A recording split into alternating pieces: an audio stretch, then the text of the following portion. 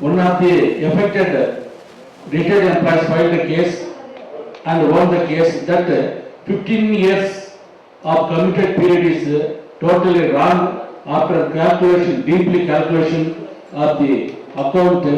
It should be ಸರ್ಕಾರಿ ನೌಕರರ ಒಕ್ಕೂಟ ಭಾರತೀಯ ಪ್ರತಿರಕ್ಷಾ ಮಜ್ದೂರ್ ಸಂಘ ಕರೆಯ ಮೇರೆಗೆ ಇವತ್ತು 2024 ಜುಲೈ ತಿಂಗಳಲ್ಲಿ ಸರ್ಕಾರದ ಗಮನ ಸೆಳೆಯುವ ಸಲುವಾಗಿ ಈ ರೀತಿಯ ಆಂದೋಲನ ಮತ್ತು ಪತ್ರಿಕಾಗೋಷ್ಠಿ ಮೂಲಕ ಗಮನಕ್ಕೆ ತರಬೇಕು ಅಂತೇಳಿ ಫೆಡರೇಷನ್ ಸೂಚಿಸಿದರ ಹಿನ್ನೆಲೆಯಲ್ಲಿ ನಮ್ಮ PNP ಆರ್ಮಿ ಬೇಸ್ ವರ್ಕ್ಶಾಪ್ ಕಾರ್ಮಿಕ ಸಂಘ ನೋಂದಾಯಿತ BPMS ನೋಂದಾಯಿತ ಸಂಘಟನೆ ಇವತ್ತು ನಮ್ಮ ಹಿರಿಯರಾದಂಥ ರಾಷ್ಟ್ರೀಯ ನಾಯಕರು ಆದಂಥ ತಿರುಕುಮಾರ್ ಅವರ ನೇತೃತ್ವದಲ್ಲಿ ಹಾಗೂ ನಮ್ಮ ಉಪಾಧ್ಯಕ್ಷರಾದ ಗಿರೀಶ್ ಅವರು, ಆದಿತ್ಯ ಅವರು ಮತ್ತು ಅಧ್ಯಕ್ಷರಾದ ಸಮೀಲಾ ಖಾನ್ ಅವರ ನಮ್ಮ ಸಮಕ್ಷಮದಲ್ಲಿ ಇವತ್ತು ಈ ಪತ್ರಿಕಾಗೋಷ್ಠಿಯನ್ನು ನಮ್ಮ ಬೇಡಿಕೆಗಳನ್ನು ಸರ್ಕಾರಕ್ಕೆ ಮುಂದೆ ಇಡ್ತಾ ಇದ್ದೇವೆ.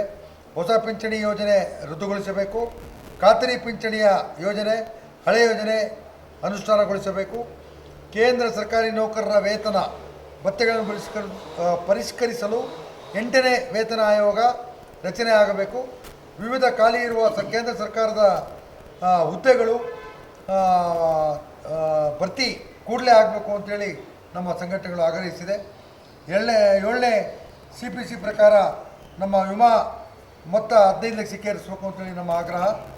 ಜೂನ್ 30 ಮತ್ತು ಡಿಸೆಂಬರ್ ತಿಂಗಳಲ್ಲಿ ನಿವೃತ್ತಿಯಾಗುವ ನೌಕರರಿಗೆ ಒಂದು ಇಂಕ್ರಿಮೆಂಟ್ ಸೇರಿಸ್ಕೊಳ್ಬೇಕು ಅಂತೇಳಿ, ಅದು ಸುಪ್ರೀಂ ಕೋರ್ಟಿನ ಡೈರೆಕ್ಷನ್ ಪ್ರಕಾರ ಮಾಡಬೇಕು ಅಂತೇಳಿ, ಗೌರವ ಕೊಡಬೇಕು ಅಂತೇಳಿ ನಮ್ಮ ಫೆಡರೇಷನ್ಗಳ ಮೂಲಕ ನಾವು ಆಗ್ರಹಿಸ್ತಾ ಇದ್ದೇವೆ. ಪಿಂಚಣಿ ಕಂಪಿಟೇಷನ್ 15 ವರ್ಷಗಳ ಬದಲಿಗೆ 12 ವರ್ಷ ಮಾಡಬೇಕು ಅಂತೇಳಿ ಕೋರ್ಕೊಳ್ತಾ ಇದ್ದೇವೆ. DRDO ಕಾರ್ಮಿಕರ ವಿರುದ್ಧವಾಗಿ ಏನು ವರದಿ ಕೊಟ್ಟಿದ್ದಾರೆ ಪ್ರೊಫೆಸರ್ K.